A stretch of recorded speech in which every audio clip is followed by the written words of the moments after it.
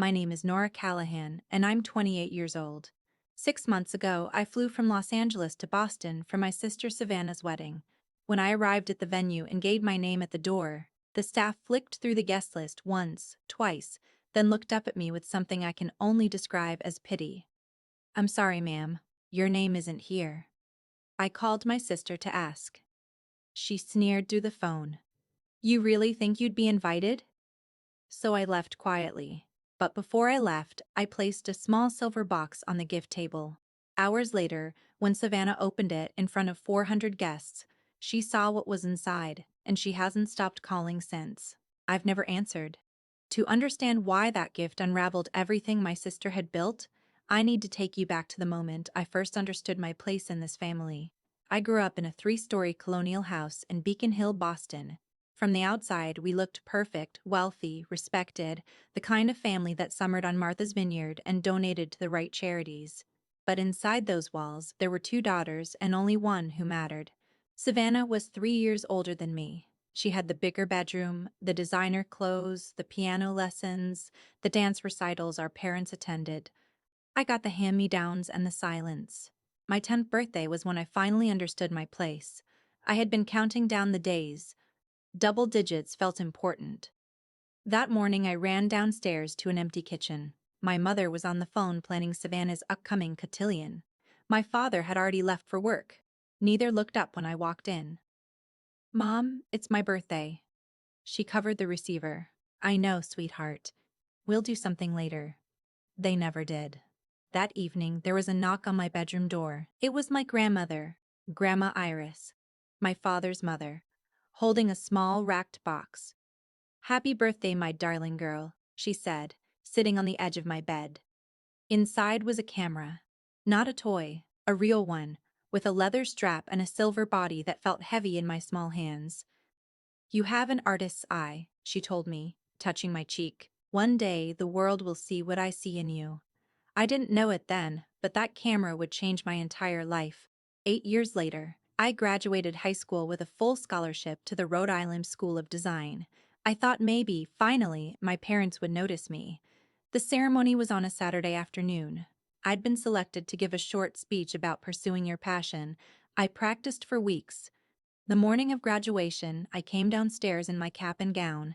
My parents were huddled over my father's laptop.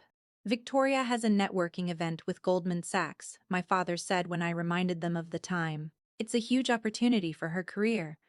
He meant Savannah, of course. He always meant Savannah. I walked to that ceremony alone.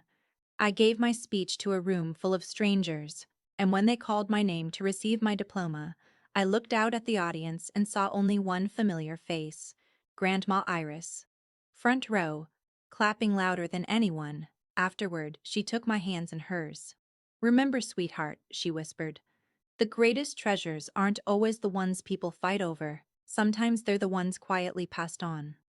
I didn't understand what she meant, not then, but I would. After graduation, I packed 2 suitcases and bought a one-way ticket to Los Angeles. I didn't say goodbye. There was no one to say it to. For the next 10 years, I built my life in silence.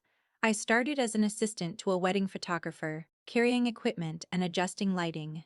I saved every penny, and slowly, client by client, I built something of my own. Luminary Studios, my company, $3 million in revenue last year. Celebrity clients, magazine features, a team of 12.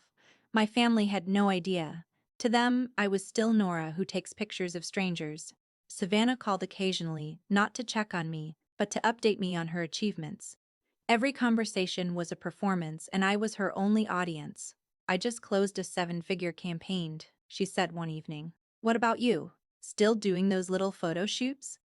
I was sitting in my office at the time, the one with floor-to-ceiling windows overlooking downtown LA.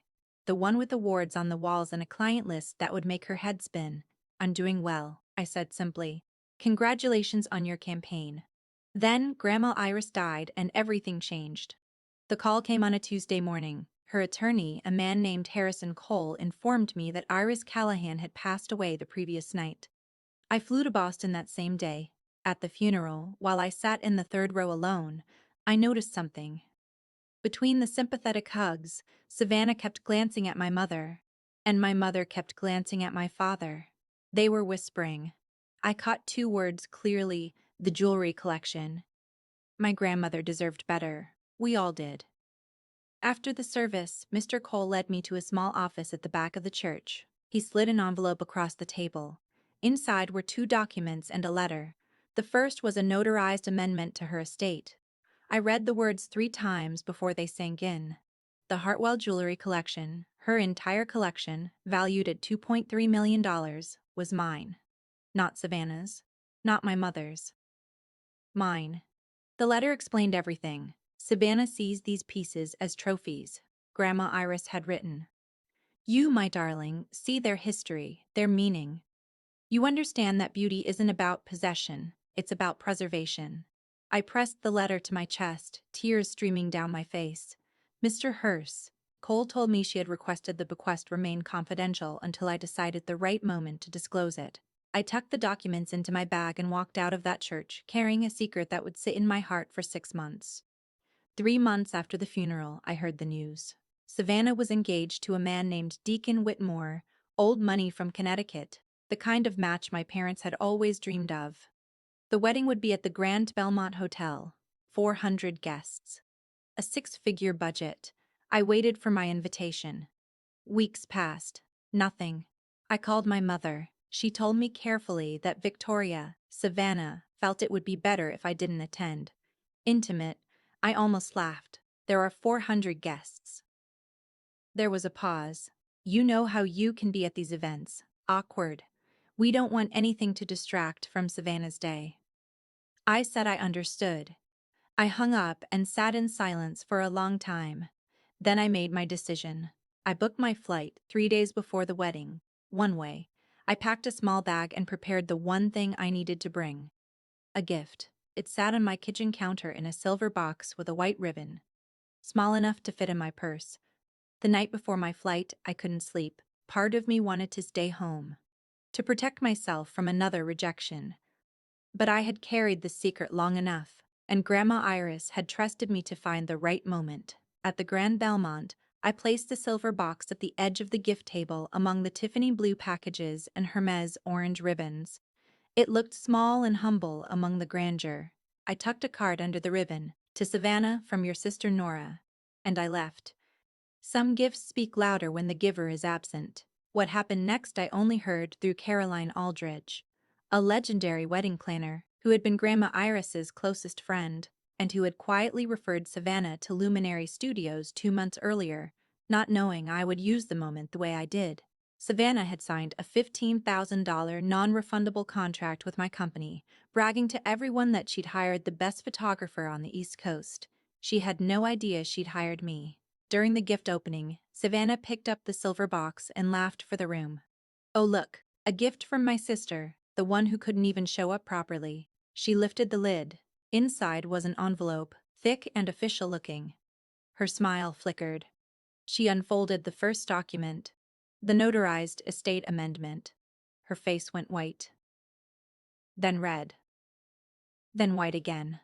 The handwritten letter from Grandma Iris slipped from her fingers and drifted to the floor. "This can't be real," she whispered. "Grandma loved me. She would never." The second document was the Luminary Studios photography contract. $15,000, non-refundable, client: Savannah Callahan, owner: Nora Callahan. She stared at it. Then she looked up at the photographer in the corner of the room who had been quietly working all evening. "You work for her?" The photographer nodded carefully.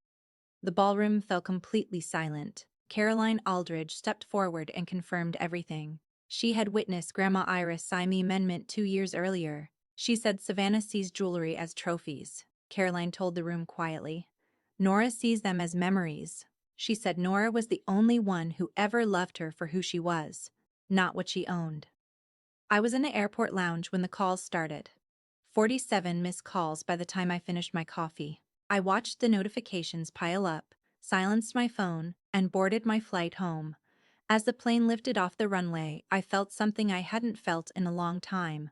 Not victory, not revenge, just clarity. 6 months have passed. My mother calls once a week now. Awkward at first, but slowly we're learning how to speak to each other. My father sent a 3-page handwritten letter apologizing for years of blindness. I haven't written back yet, but I'm thinking about it. Savannah and Deacon are in couples therapy. She called me last month, the first time since the wedding. She didn't apologize exactly, but she didn't attack either. She just said, "I'm trying to understand." Maybe that's all she can offer right now. Maybe someday it will be more. The jewelry collection now sits on loan at the Boston Museum of Fine Arts, displayed in the decorative arts wing with a plaque honoring Grandma Iris's legacy. She left Savannah something too. A small pearl bracelet, not valuable, but meaningful if she could ever understand its worth. Even at the end, my grandmother had hoped my sister might change. I've learned something through all of this. The best response to being made invisible isn't revenge. It's building something real. It's knowing your worth so completely that no one's opinion, not even your family's, can shake it. I didn't fly to Boston to destroy my sister. I flew there to finally be seen. And that small silver box I left on the gift table wasn't about tearing her down. It was about standing up. For the first time in my life, I chose myself. And I would choose myself again.